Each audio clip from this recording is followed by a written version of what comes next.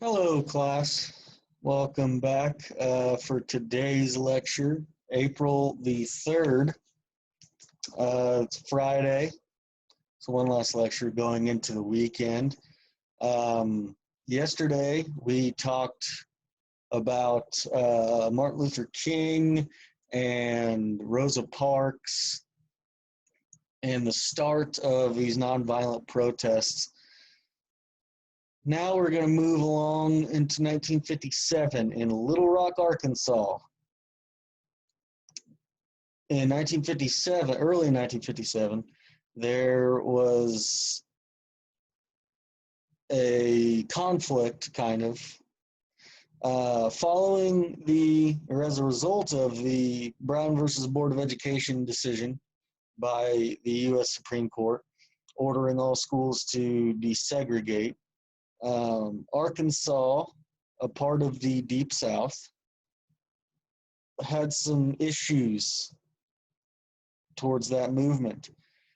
And in 1957, the school board in Little Rock, specifically of Little Rock Central High School, they produced a plan, the school board did, of how to segregate, or not segregate, how to desegregate, how to integrate the schools.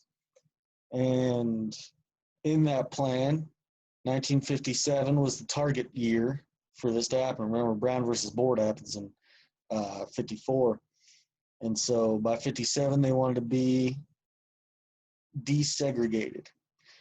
The Little Rock Nine was a group of 9 African-American students chosen to transfer into the previously all-white Little Rock Central High School. These were all students between the ages of 14 and 16. And they were hand-chosen to be the new African-American students in Little Rock Central High School. They were chosen based on their exemplary grades, community service, discipline, really everything. They were students that did everything right. They were thought to be the best ones to start this change. They wanted to put students in that wouldn't retaliate to any kind of abuse or wouldn't cause any kind of a stir themselves based on personality or behavior. So these 9 students are planning on arriving at school on September 5th, 1957. The governor of Arkansas was a man named Orville Faubus, and Faubus was a Southern Democrat, a segregationalist, and he knew that the people of Little Rock, or at least the people in the area, would be very against the desegregation of the school. And there had been some threats made beforehand about violence, and Faubus himself was, as I said, a segregationist. So he sends in the Arkansas National Guard, or a branch of the National Guard from Arkansas, in to block the Little Rock Nine's entrance into Little Rock Central High School. Now, he says it was to keep the peace and to protect all students from any kind of violence that would ensue. But it was pretty obviously in blocking the students from entry and trying to block desegregation. So the students are not allowed in the building. On September 23rd, about 2.5 weeks later, President Dwight Eisenhower sends federal troops from the U.S. Army to usher the Little Rock Nine into Little Rock Central High School. So they're doing quite the opposite. They are providing armed guard to these 9 students to make sure that they come in without any kind of issue or conflict. Now, the first time the Little Rock Nine tried to get in and the National Guard blocked them, the 9 students all walked up the front steps together with a crowd of people around them, yelling, cursing, saying horrible things, and even spitting on them and throwing things at them with no one to protect them. So having federal troops there provided if only for a moment, some protection. Now, Faubus heard that Eisenhower was planning on doing this, and Faubus threatened to display the Arkansas National Guard again against the federal army that Eisenhower was sending. Now, this wasn't to turn into like a battle, like warfare, where soldiers were shooting at each other, but it was going to be a standoff with two military bodies. But Eisenhower, being the president, actually federalized the Arkansas National Guard, meaning he took power of them himself, because he can do that because he's the president, and he turned them against Faubus, and then deployed the Arkansas National Guard to, this time, also help escort the students into the building. A real power move by Eisenhower. Now, this doesn't necessarily stop the racism or stop the abuse. Once the students were in the school, then for the rest of the year, they had to endure some very serious mental abuse and emotional abuse, and even some physical abuse. And then in 1958, Faubus has had enough with all the uproar and the threats of violence and the threats of violence, that he decides to basically cancel school for the entire state of Arkansas. He is told by everybody, you can't stop desegregation. He goes, watch me. And he cancels school completely for a whole school year. 1958 was known as the lost year in Arkansas because students did not go to school, and it just causes everything to stand still. And then people in Little Rock specifically blame the African Americans for it. It is a twisted time for sure in the South. So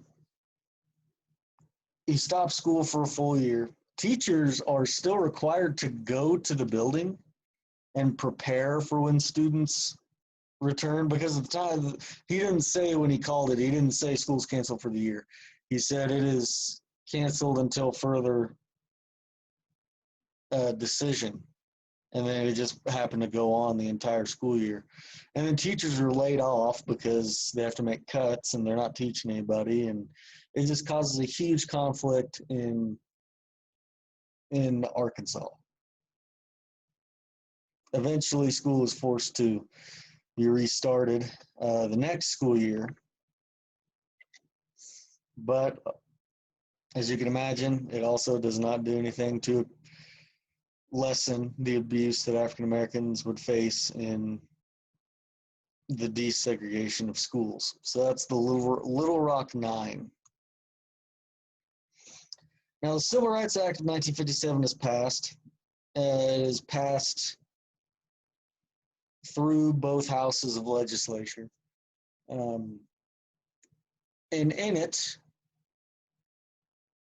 establishes the United States Civil Rights Commission, which is a group of people that were to investigate the civil rights progress and then to provide ideas for the furthering of civil rights or provide solutions for any problems or obstacles to civil rights.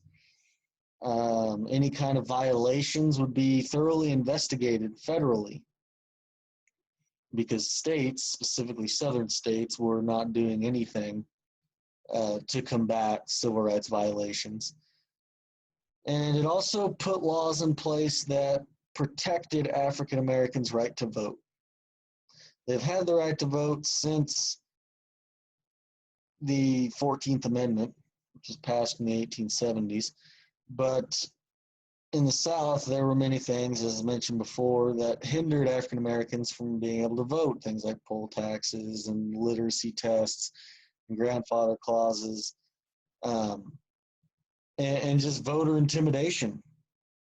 Standing next to a voting booth with a gun and then pointing it at someone because you don't want them to be able to vote. And then having a police officer right there watch the whole thing happen and him not do anything because he doesn't care. He's also probably against civil rights in general. So this is the first time that the crime of taking away someone's right to vote could be prosecuted in a federal court, which is going to be much more effective than in the southern states court. Now, this is the first federal civil rights legislation or bill or law passed since Reconstruction, since the 1800s.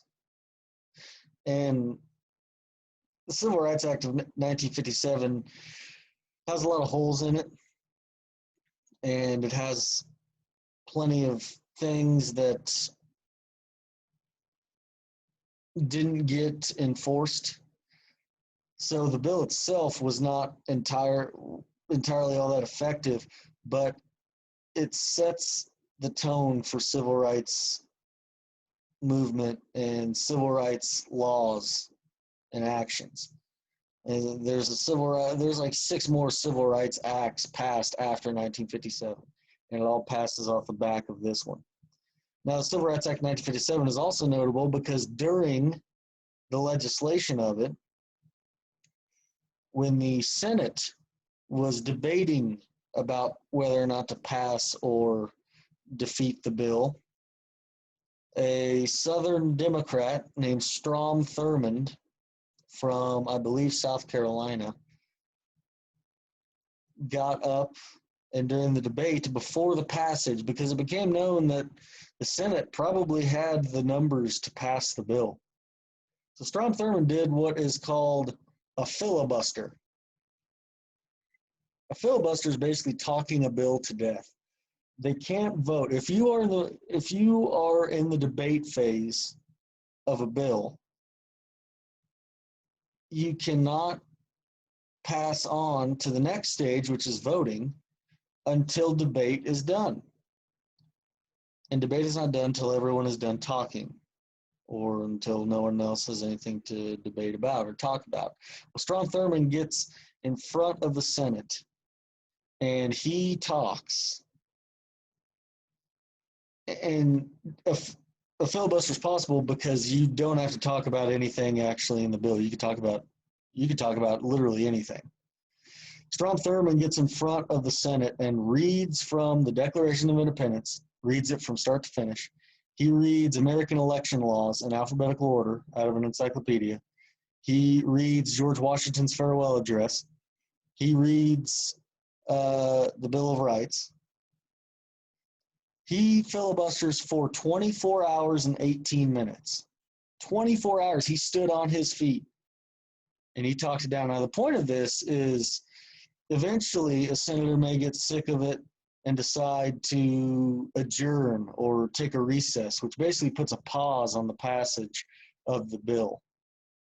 And that was his goal, was to get them so sick of hearing him talk that they adjourn and the bill never gets passed. But eventually it finally does. And thus the Civil Rights Act of 1957 is passed. Now, the final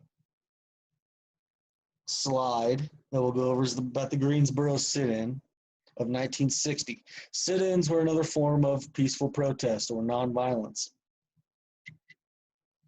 4 African-American college students from the University of North Carolina A&T show up to a segregated department store, and they sit at the counter, which was not allowed by African Americans, and they sat there and they refused to order, or they order and their services refused because that was the law at that store, and they refused to leave. So they take up space, they get yelled at, cursed at, all this stuff. They stay until the place closes that night. That night, after it closes, they go back to their college campus and they recruit more people. And the very next day, about 20 college students show up to the same department store, Woolworth's, and they sit in the department store, take up space, and don't order anything. And again, they are yelled at, cursed at, spit on, and they leave when it closes. Then the next day, they do more recruiting and they bring 300, or they bring 100 people. And the day after that, they bring 300. And eventually, they get about 600 to 700 people either sitting in the store or standing right outside of it, taking up space, not ordering anything. Until finally, Woolworths feels like they have lost enough money and they decide to desegregate their department store. This was not the first sit-in, but it was definitely the most effective, most influential. News cameras were all around documenting the event, and pretty soon people all over the country saw it, and it inspired them. And it forced businesses to desegregate because they had to make money. If they weren't making money, they would be forced to close. So Woolworths started selling to African Americans and allowing them, actually they were already serving them, they just couldn't stay. They were serving them and allowing them to stay and dine in the store. So this sparks more sit-ins. It sparks read-ins, sitting in a segregated library with a book or any kind of office building and just sit and read. Or my favorite, wade-ins at the beach. It just, because beaches were segregated too. There was a whites-only area in beaches. And they would go and stand in the whites-only area in beaches and just take up space. That was somehow quite effective. So you see how creative protesters get and how effective it is. Forcing Southerners' hands, forcing them to change. Now, they did it begrudgingly. They didn't make any friends doing this. But movement had to get started somewhere. And now it is in full swing. And the civil rights movement itself is gaining a ton of momentum. Now our central question, what led to the standoff in Little Rock? Meaning, what happened? What were the two sides? You know, just show some detail, put a little bit of effort. Don't just say, oh, a racist governor didn't want black people going to high school. That's not an answer. Okay, I want a little bit of detail. Doesn't have to be much. A couple sentences should do just fine. So that is the end of it. Now after you answer this question, now you can submit the assignment. You will be done, and next week we will open a new document and we will do next week's questions on that. So great job this first week. I'm proud of you. I appreciate all the work you guys are doing. Again, reach out to me if you have any kind of questions or concerns. Have a terrific weekend. Go out on a walk, go to the park, go do something. Okay? Maintain your social distance, but go do something. Hopefully it's beautiful weather. So that is it for me, guys. Have a good weekend.